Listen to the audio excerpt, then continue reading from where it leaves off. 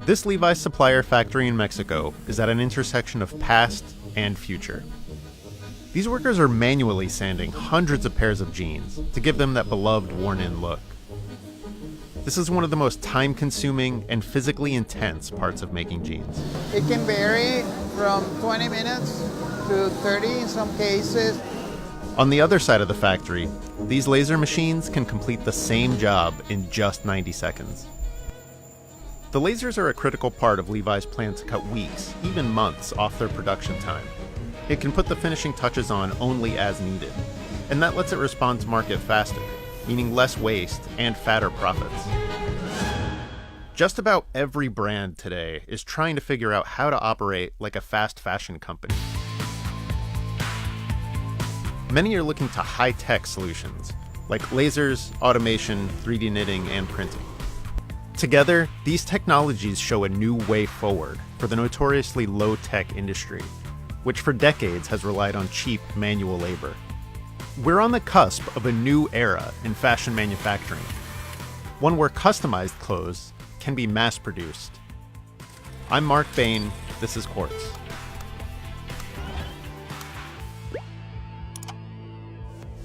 In the 1970s, the president of the Blue Jeans Corporation, William J. Bank, said we would have a man on Mars sooner than full automation in fashion.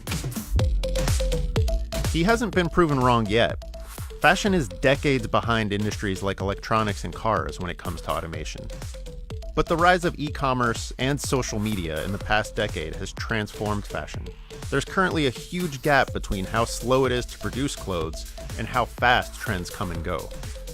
With social media, shoppers see every new trend the moment it appears.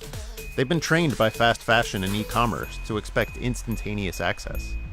A lot of the industry has struggled to keep up.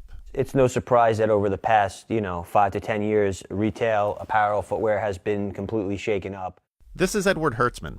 He's the president of a trade publication about fashion supply chain. Why is it important for brands to speed up? So I think we kind of reached a turning point, right? It used to be chasing the cheapest needle was the recipe for, being a profitable apparel company. Today, it's how do we make a style, get it into the store very quickly, test it. And if it doesn't work, well, we don't have a huge liability. We have to look at speed and money as one and the same. And that's a problem for old, slow fashion brands. With the traditional manufacturing model, brands invest a lot of money up front to design and produce a big collection. They send large orders to factories, often overseas. Start to finish, the process takes months. In those months, consumers may have moved on to the next new thing. That's a lot of risk for brands, because unsold clothes get marked down, eating into profits. But if brands can respond faster, they can produce less up front and quickly restock the stuff that's popular. The goal is to shift from a model of make and then sell to sell and then make. One technology helping to make this model possible is 3D knitting. Hi. Hi. I'm Mark. Hi, Alto. Nice to meet you. Welcome to Shimaseki USA. Shimaseki is a Japanese company that's a leader in 3D knitting technology. It makes machines like this one right here. So this is the final piece, but when it's being knitted out, you can see it coming down from the machine as such. Traditionally, you would knit the parts of a sweater separately and then sew them together. 3D knitting produces the sweater as one entire piece, no sewing required. It's a completely three-dimensional garment from start to finish. Yes, exactly. The knit is designed digitally, and the machine does nearly all the work. Only 3 to 4 workers are needed to wash the garment, put on labels, and package it. Big brands like Uniqlo and Patagonia are already using 3D knitting, and Hayato's jacket is made by a brand called Ministry of Supply, which has a Shimaseki machine in one of its stores, so it can produce customized jackets on demand. But 3D knitting and lasers only address specific challenges, like knitting and denim distressing. That's great if you're making sweaters and jeans, but there's one fundamental part of clothes making that's been surprisingly hard to automate. Sewing. We have been doing sewing the same way with minor automations for the last 30 years. One big reason is that fabrics are soft, flimsy, and difficult for machines to handle. But at least one startup claims to have cracked the problem. Oh, I really should have ironed this. This is John Zornow, founder of startup Sobo. He's giving a demo to a garment factory in New Jersey, interested in learning more about the tech. According to John, this sort of sloppy shirt he's holding is the future of how clothes could be made. This shirt is actually the world's first robotically sewn garment. We were able to put this together using our stiffening technique, kind of on an ad hoc experimental basis, just as a proof of concept. It's not the prettiest stitching, I'll be honest. You're right, but these are all things that are improved with calibration and are actually, much further advanced by now. His solution is stiffening the fabric with a thin layer of plastic so existing robots can handle it. After it's sewn, a quick soak in hot water removes the coating. Automated sewing and 3D knitting won't just make manufacturing faster. They help brands make small batches of clothes fast and cheaply. That makes it possible to produce customized clothing on a mass scale.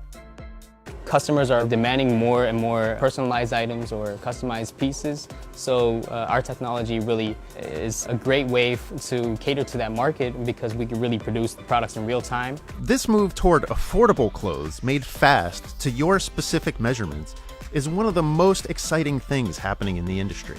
It's great for shoppers, and it's also great for brands because they're not producing big piles of inventory in advance, and there's less risk of returns.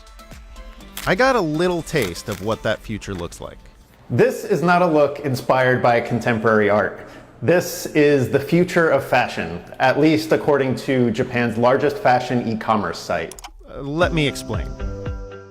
This polka dot suit is part of a custom fit technology developed by Japan's leading online fashion e-commerce company, ZozoTown. An app reads the markers on the suit to create a 3D model of your body. You are in the perfect position.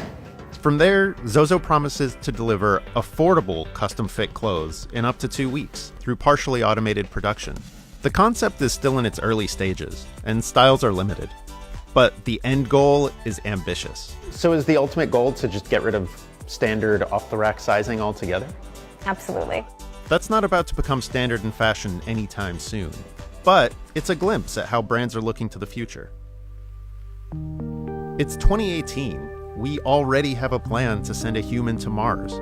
Just how far are we from fully automating fashion manufacturing? People do disagree, that we're 2-3 years away from a completely automated supply chain. Some people will say we're 10 years away. Labor costs are going up, raw material costs are going up, just overall costs of doing business is going up. There has to be a change. There's no way around it.